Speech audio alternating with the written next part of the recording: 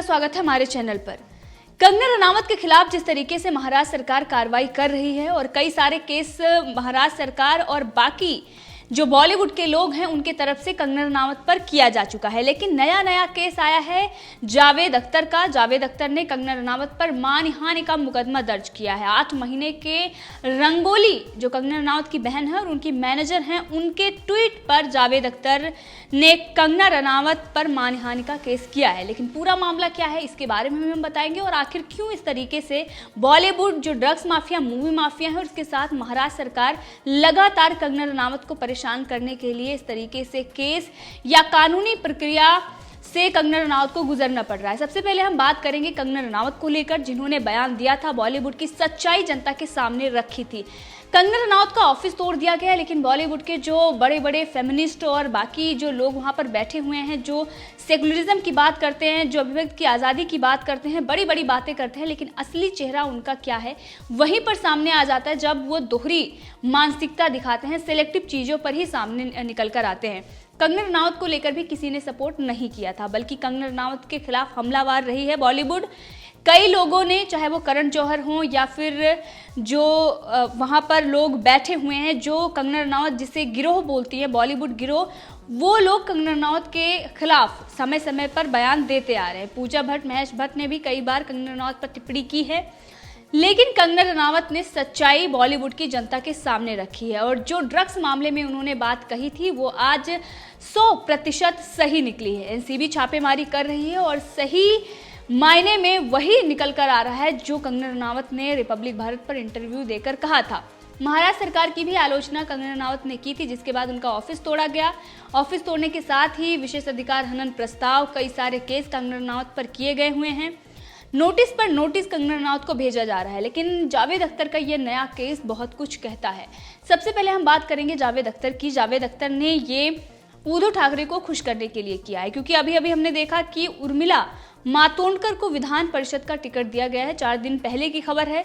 तो जावेद अख्तर को ये लगता है कि कंगना रनावत ने सरकार की आलोचना की है और सरकार जो कानूनी कार्रवाई कर रही है, हर कार्रवाई में अगर हम देखें तो सरकार कंगना रनावत से हार रही है। कोर्ट में बड़ी हार संजय राउत और महाराष्ट्र सरकार की हो रही है। अब इसको देखते हुए कंगना रनावत को परेशान करने के लिए जावेद अख्तर ने मानहानि का मुकदमा किया है। ट्वीट क्या था ये भी हम आपको बताते हैं। ऋतिक रोशन के मामले में रंगोली ने सबको बताया था कि कंगना रनावत पर दबाव बनाया गया था, उनको डराया धमकाया गया था जावेद अख्तर की तरफ से कि इस मामले में कंगना रनावत माफी मांग ले और मामले को दबा दे। अब इसका खुलासा रंगोली ने किया था, अब जिस पर जावेद अख्तर ने कंगना रनावत के ऊपर मानहानि का मुकदमा किया है। तो एक तरफ विधान परिषद का टिकट की वजह से जावेद अख्तर ने कंगना रनावत पर केस किया है। दूसरी तरफ अगर देखें तो ड्रग्स मामले में भी कंगना रनावत लगातार हमलावर रही हैं। सच्चाई जो उन्होंने बताई वही निकल कर आ रही है और अभी कुछ दिन पहले ही जावेद अख्तर ने उन लोगों का सपोर्ट किया था जो ड्रग्स इस्तेमाल करते हैं, जिनके घर पर पार्टियां हो रही थी, उनका भी समर्थन ये कर रहे थे।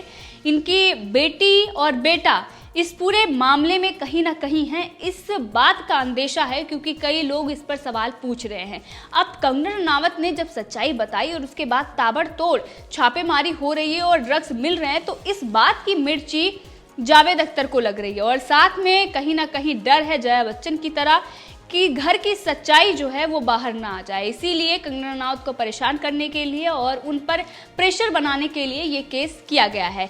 उनके तरफ से ये भी कहा जा रहा है कि वो पीछे हटने वाले नहीं हैं, ना ही वो समझौता करना चाहते हैं और ये कानूनी लड़ाई वो लंबी लड़ना चाहते हैं। एक रिपोर्ट में ये दावा किया गया है कि जावेद अख्तर अब कानूनी जो लड़ाई है वो लंबे समय तक लड़ना चाहते हैं। इससे ये मंशा दिखाई देती है कि सिर्फ और सिर्फ कंगना रनावत पर प्रेशर डालने के लिए, उनको परेशान करने के लिए ये सारी चीज़ें की गई हैं और बॉलीवुड की जो सच्चाई कंगना रनावत ने सबके सामने रखी थी, इसी को लेकर बॉलीवुड अब कंगना रनावत से बदला लेने के लिए, कंगना रनावत को परेशान करने के लिए महाराष्ट्र सरकार के साथ मिलकर एक षड्यंत्र रच रहा है। जावेद अख्तर की अगर हम बात करें तो अपने आप को सबसे बड़े सेकुलर कहने वाले, समय समय पर उनकी विचारधारा, उनकी मानसिकता जनता देखती है। ट्विटर पर कोई ऐसा दिन नहीं होता जब जावेद अख्तर ट्वीट करें और जनता उनको ट्रोल ना करे। इनकी इसी हरकतों की वजह से सिलेक्टिव चीज़ों पर ये सामने आते हैं। भारत में इनको डर लगता है, लेकिन वहीं अभिव्यक्ति की आज़ादी और जो लोकतंत्र की हत्या महाराष्ट्र में हो रही है उस पर जावेद अख्तर ने एक भी बयान नहीं दिया है। प्रधानमंत्री नरेंद्र मोदी के बारे में कुछ भी कहा जाता था, लेकिन आज तक कोई एक्शन नहीं लिया गया है। उस समय इनको प्रधानमंत्री नरेंद्र मोदी फांसीवादी नजर आते थे, जिसको लेकर कंगना की बहन ने ये ट्वीट किया था। तभी उन्होंने ये बताया था कि फांसीवादी कौन है। उस मामले पर ही उन्होंने महेश भट्ट और जावेद अख्तर का जिक्र किया था कि किस तरीके से कंगना रनावत पर चप्पल फेंकी गई थी और जावेद अख्तर उनको धमका रहे थे। असली फांसीवादी कौन है? महाराष्ट्र में जो सरकार चल रही है वो भी फांसीवादी सरकार चल रही है, उस पर जावेद अख्तर बात नहीं करते। इसीलिए ये दिखाई देता है कि ये सिलेक्टिव चीज़ों पर ही सामने आते हैं। जहां पर इनकी विचारधारा मेल नहीं खाती वहां पर उनके समर्थन में ये खड़े नहीं होते हैं। कंगना रनावत के समर्थन में खड़े होने के बजाय, कंगना रनावत के लिए अभिव्यक्ति की आज़ादी की बात करने के बजाय कंगना रनावत पर इन्होंने मुकदमा दर्ज कर दिया है। अब हर व्यक्ति को देश में अभिव्यक्ति की आज़ादी है, यही पाठ इन लोगों ने पढ़ाया है। 2014 से ही ये पढ़ाते आ रहे हैं। लेकिन अब जब महाराष्ट्र में तानाशाही चल रही है, महाराष्ट्र सरकार जनता पर जुल्म ढा रही है, तब इन लोगों के मुंह बंद हैं।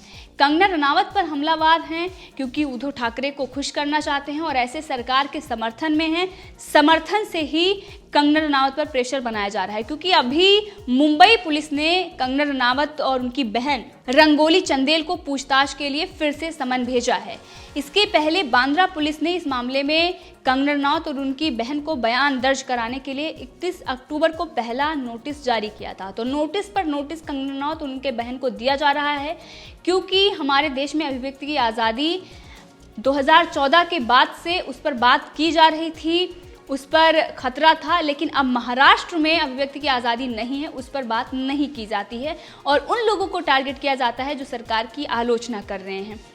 जो कुछ भी खुलासा कंगना रनावत और उनकी बहन ने जावेद अख्तर को लेकर किया था वो किस तरीके से सच है, इस मामले में कंगना रनावत और जावेद अख्तर को बखूबी से पता है और जनता भी समझती है कि बॉलीवुड में डराना धमकाना ये कोई नई बात नहीं है। पहले भी कई बार खुलासे हो चुके हैं। लुवीना लोध का जो वीडियो सामने आया है, कंगना रनावत हो, कोई एक नहीं है जो बॉलीवुड के ऐसे लोगों पर आरोप लगा रहा है, बल्कि समय समय पर चीजें निकल कर आती हैं और साफ दिखाई देती हैं कि बॉलीवुड में क्या चल रहा है। लेकिन उसके बावजूद भी उन लोगों पर ही कार्रवाई की जाती है जो सच दिखाते हैं, जो सच बोलते हैं, और उन लोगों पर उनको टारगेट करने के लिए, उन लोगों को दबाने के लिए मोटा पैसा इस्तेमाल होता है, वो बॉलीवुड करता है। अब इस पर केंद्र सरकार को भी देखना चाहिए कि देश में जो इस तरीके से जाति हो रही है, और इस पर सुप्रीम कोर्ट को भी विचार करना चाहिए कि ऐसे बॉलीवुड जो लोगों को डराता धमकाता है और उसके बाद कानूनी कार्रवाई के लिए भी कोर्ट भी लेकर जाता है, इस पर कार्रवाई होनी चाहिए और ऐसे लोगों को बेनकाब करना चाहिए। वहीं पर जावेद अख्तर की अगर बेटे की बात करें, फरहान अख्तर की, तो सीए के विरोध में वो प्रोटेस्ट करने जाते हैं, क्योंकि बाकी लोग सड़कों पर आते हैं इसीलिए। उनको ये नहीं पता होता है कि सीए का मतलब क्या है, क्यों लाया गया, कानून क्या है, किसके लिए है, लेकिन वो सड़कों पर आ जाते हैं। तो ये दिखाई देता है कि ये किस तरीके से मानसिक रूप से बीमार व्यक्ति है, क्योंकि अगर कोई समझदार व्यक्ति होगा तो इस तरीके से बिना सोचे समझे वो सड़कों पर नहीं उतरेगा। इतनी बड़ी हिंसा को अंजाम दिया जाता है, लेकिन जावेद अख्तर जो बड़े बड़े अवार्ड लेते हैं सेकुलरिज्म के नाम पर और समानता के नाम पर, उनको इस बात की फिक्र नहीं थी कि देश में इस तरीके से एक पक्ष दूसरे पक्ष पर किस तरीके से हमला कर रहा है, हिंसा को अंजाम दिया जा रहा है और नाम सामने आ रहे हैं, तब भी लोगों की तरफ से कुछ नहीं कहा जाता है। तो ये देश में बैठे हैं जिनको जनता ने ही सर पर बिठाया है, जनता ने ही इनको स्टार बनाया है, और उसके बाद जनता के ही विरोध में ये खड़े हो जाते हैं। जनता की आवाज़ आज कंगना रनावत, अर्णव गोस्वामी के साथ है, लेकिन ये किस तरीके के षड्यंत्र और साजिश के तहत उन लोगों को दबाने के लिए और उन लोगों पर अत्याचार करने के लिए बार बार इस तरीके से प्रेशराइज किया जा रहा है, ताकि मेंटली उनको तोड़ा जा सके। एक तरफ अगर हम देखें तो ये केस पर केस और झूठे केस भी करने से लोगों को हरास किया जा सके, किस तरीके से अगर ज़्यादा से ज़्यादा केस होंगे तो लोग उलझ जाएंगे और वो एक दम पर आकर टूट जाएंगे। यही सारी इनकी प्लानिंग होती है और इसीलिए इस तरीके से कंगना रनावत और रंगोली चंदेल दोनों को मुंबई पुलिस ने नोटिस भेजा था, क्योंकि उन्होंने ट्विटर पर ट्वीट किया था और कुछ ऐसे ट्वीट किए गए थे उनके तरफ से। ये कहा गया कि समाज में वैमनस्यता फैलाई जा रही है, लेकिन वहीं पर महाराष्ट्र में ही साधु संतों की हत्या हो जाती है और पुलिस उसमें चार्जशीट दायर नहीं कर पाती है। ना तो उनको नोटिस भेजा जाता है, ना ही कोई कार्रवाई होती है। कंगना रनावत को बार बार नोटिस भेजा जा रहा है, बार बार उनको परेशान किया जा रहा है। तो ये दिखाई देता है कि सरकार कहां पर ध्यान दे रही है। महाराष्ट्र में बाकी जो समस्याएं हैं उस पर बात नहीं हो रही है। कांग्रेस, एनसीपी और शिवसेना में आपस में नहीं बन रही है और इसके साथ ही जो विपक्षी पार्टियां हैं वो लोग भी राज्यपाल से मुलाकात कर रहे हैं। मनसे प्रमुख राज ठाकरे भी राज्यपाल से मुलाकात कर रहे हैं, क्योंकि सरकार नाकाम है। सरकार बार बार कंगना रनावत और अर्नब गोस्वामी को टारगेट कर रही है और बॉलीवुड के जो ड्रग्स माफिया, मूवी माफिया हैं, वो भी समर्थन में इस तरीके से मिलकर 8 महीने बाद कंगना रनावत पर केस किया जाता है। मतलब इससे पहले जावेद अख्तर को याद नहीं आता, जब कंगना रनावत पर ऑलरेडी मुंबई पुलिस ने कई सारे केस दर्ज कर रखे हैं। महाराष्ट्र सरकार के इशारे पर कंगना रनावत को जिस तरीके से परेशान किया जा रहा है, उनका ऑफिस तोड़ा जा रहा है, उस वक्त केस बढ़ाने के लिए जावेद अख्तर ने एक और केस कर दिया है।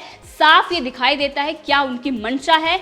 और इसी के साथ जो सवाल हमने उठाए थे कि विधान परिषद का टिकट लेने के लिए और उद्धव ठाकरे को खुश करने के लिए ये कदम उठाया गया है, ये भी हो सकता है, क्योंकि जावेद अख्तर अवसरवादी हैं।